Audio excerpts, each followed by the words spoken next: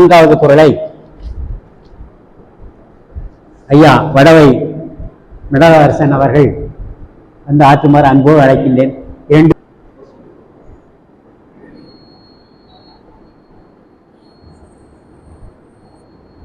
இன்றைய தினம் குமரி மாவட்டம்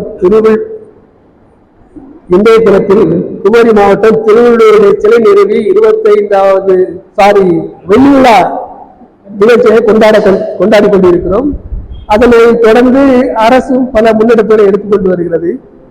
இதை சார்ந்து இந்த 342வது கூட்டம் திருக்குறள் ஆய்வு மன்றத்தினால் நடத்தப்படுகிறது. அதனை சிறப்பிக்க வந்த உங்கள் அனைவருக்கும் இந்த மாலை வணக்கத்தை கூறி, என்னால் ஆய்வு செய்ய முடிகிறதோ இல்லையோ ஏதோ எனக்கு தெரிந்த கருத்துக்களை சொல்லிவிட்டு உங்களோடு முயற்சிக்கவே இதை வந்திருக்கிறேன். ஆரம்பத்தில் ஐயன் திருவள்ளுவர் இந்த அதிகாரத்திற்கு இரவு என்ற பெயரை எவ்வாறு வழங்கி இருக்கக்கூடும் என்று என்னுடைய ஒரு சிந்தனைக்கு எடுத்துக்கொண்டேன். இரவு என்று எனக்கு தெரிந்ததை மிக ஆழமாக நான் சொல்லவில்லை. இரவு பகல் அப்படிங்கிற ஒரு ரீதியில இரவு ஒளி இல்லாத பொழுது இரவு. பூமியுடைய சுழற்சியினால் ஒரு பகுதியில் ஒளி மறையும் பொழுது இரவாக நமக்கு அறிகிறோம். இரவு சில நேரம் எழுந்ததாகவும், ஆனால் இந்த காலகட்டத்தில் இல்லை. நிறைய காலங்கள் பொதுவாக அதை இரவு என்றால் கருமை அப்படிங்கிறதுலாம் அதை எழுச்சிக்குரிய ஒரு பொழுதாக எடுத்து அதை சொல்லியிருக்கிறார்கள். ஆனால் இவர் இரவு என்ற அந்த சொல்லை எவ்வாறு இங்கே எடுத்தாண்டார் என்பது தெரியவில்லை. என்ன பொறுத்தமல்ல இதற்கு வந்து இரத்தல் அப்படின்னா அது தொழிற்பெயர் அப்படிங்கிற அந்த எழுதியிருக்கும். அந்த இதை வந்து அந்த இரவு அப்படிங்கிற அதனுடைய பண்பினை தொடர்ந்து இந்த பெயரை வைத்ததுனால் அது ஒரு பண்பாக பெயரோ அல்லது ஒரு சிறை பெயரோ அப்படிங்கிற மாதிரி நான் எடுத்துக்கிறேன். இது எந்த அளவுக்கு சரியில்லை தெரியல. நான் பெரிய புலவனும் அல்ல, பண்டிதனும் இல்லை, சாதாரண கேட்டறிவன் தான் அதை சொல்றேன். இந்த இரவுக்கு வந்து இந்த இரத்தல் எவ்வாறு நிகழ்கிறது? ஒருவருடைய வறுமையினால் தான் அவர் இல்லை என்று பிறரிடம் போய் கையெழுந்த நிலை வருகிறது. இதற்கு முந்தைய அதிகாரம் வந்து நல்குறவு. அதில் வறுமை நல்குறவை பற்றி சொல்லும் பொழுது அந்த நல்குறவு என்பது வந்து இந்த பிறவிக்கு மட்டுமல்ல, அது அடுத்த பிறவிக்கும் தொடர்ந்து சொல்றாரு. அடுத்ததால அந்த நல்குறவு பல்குறவு துன்பத்தை தொடர்ந்து வரும் அப்படிங்கிற மாதிரி அதனுடைய இதை சொல்லிட்டு, நெருப்புல வேணாலும் தூங்கிடலாம், ஆனா அது வறுமை வந்தா தூங்கவே முடியாது அப்படிங்கிற மாதிரி அவருடைய கொடூரத்தை கூறி அந்த இறப்பினுடைய ஒரு கருவை சொல்லிட்டு அடுத்தாப்புல அவர் சொல்ல என்ன வர்றாருன்னா, அது எவ்வளவுதான் இழிவாருந்தாலும் சரி, அதை இந்த பூமியில பிறந்துட்டு இறந்து வாழ்கள் வேண்டும், இறந்து உயிர் வாழ்கள் வேண்டும், பறந்து கிடக்க உலகையான்னு உலகை யார் படைச்சாலும் தெரியாது, அவை வேண்டாம் அப்படிங்கிற மாதிரியும் அது இன்னொரு இடத்துல வந்து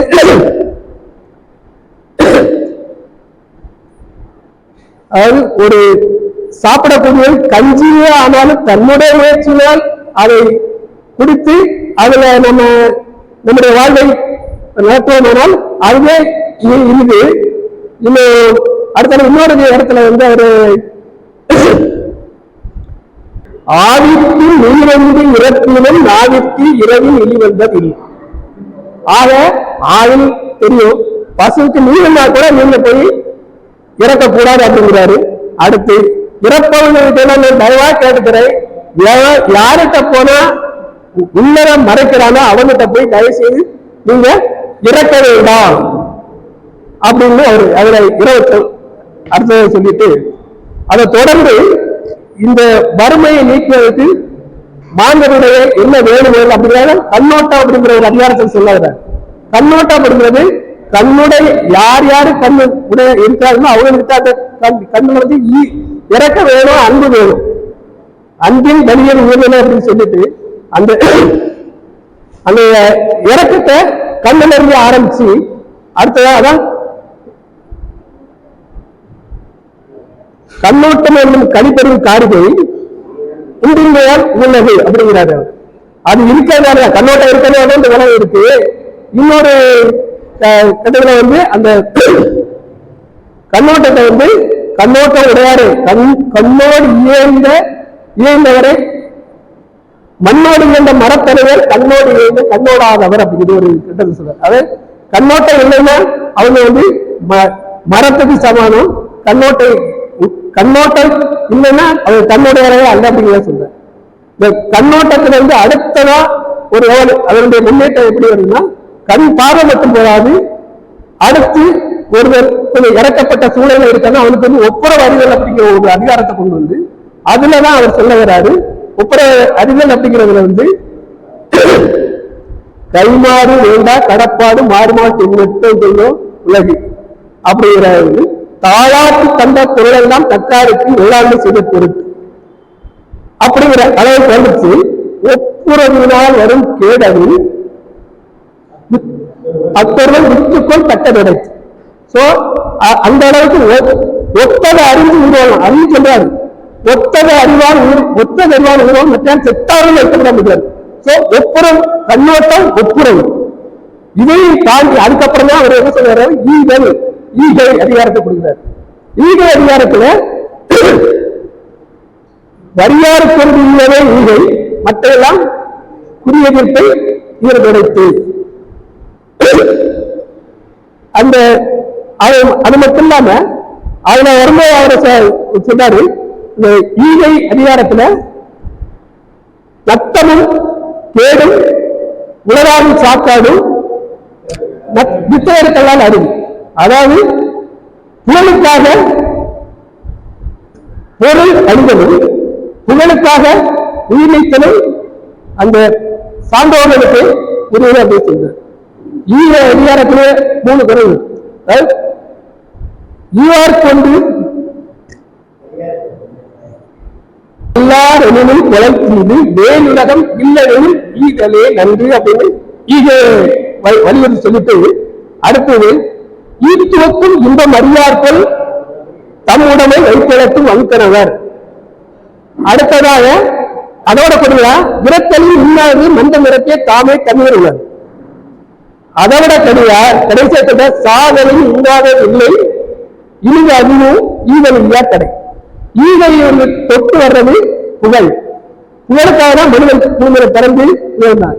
ஈகல் இசைப்பட வாழ்தல் அது அல்லது ஊதிய நிலை வேறு. நல்லாரெனும் குழந்தையிலே நல்லாரெனும் குழந்தையே வேலனவன் இல்லனும் ஈகலே நன்றி. அந்த மாதிரி அவர் அந்த வரிசைப்படுத்தி புகழ்ல கடைசியா என்ன சொல்ல வர புகழ் இது, அதாவது தோன்றி புகழோட தோன்றையா இருக்கிறா தோன்றி தோன்றாமே நன்றி. இந்த புகழெல்லாம் வந்த பிறகுதான் அவர் கடைசியில வறுமையில இரவுக்கு இறந்தல் தெளிவு போறான். அதுல எனக்கு கொடுக்கப்பட்ட அந்த குரல் நோக்கத்தை சொல்றேன். ஈதலும்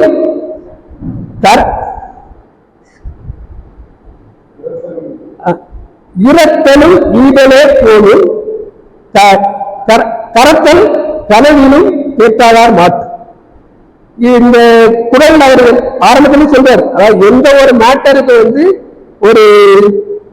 ஒரு பேட்டர்ன் பிரிசிஷன் ப்ராப்பர்ட்டிஸ் இதுல அந்த இரவன் அப்படிங்கிற அந்த குணாம்சங்களை சொல்லிட்டு வரும்போது எந்த இடத்துல போய் இறந்தா உனக்கு பணி இல்லை, எந்த இடத்துல இறந்தா உனக்கு இன்பம் கிடைக்கும், எந்த இடத்துல நீ இறந்தா அது அழகா இருக்கும், எந்த இடத்துல நீ இறந்தா நீ உடையாளிய ஆகுதோ அப்படிங்கிறத இந்த குரல் முக்கிய அம்சம். இதுக்கு ஒரு பெரிய உதாரணம் நிறைய இருக்கு. குமரத்தை போய் வாசிச்ச அந்த புலவை இல்லைன்னா புகழெடுத்த புகழ் இல்லை. சோ அந்த புலவன் வாசிச்ச புலவன் உரையாடுவாங்க. சரியா? இதை பத்தி நீங்க இதிகாசங்களை எடுத்துக்கிட்டாலும் சரி, பைபிள்ல வஸ்திரங்கள் 2 உண்டானால் ஒன்றை இன்னொரு இருக்குது.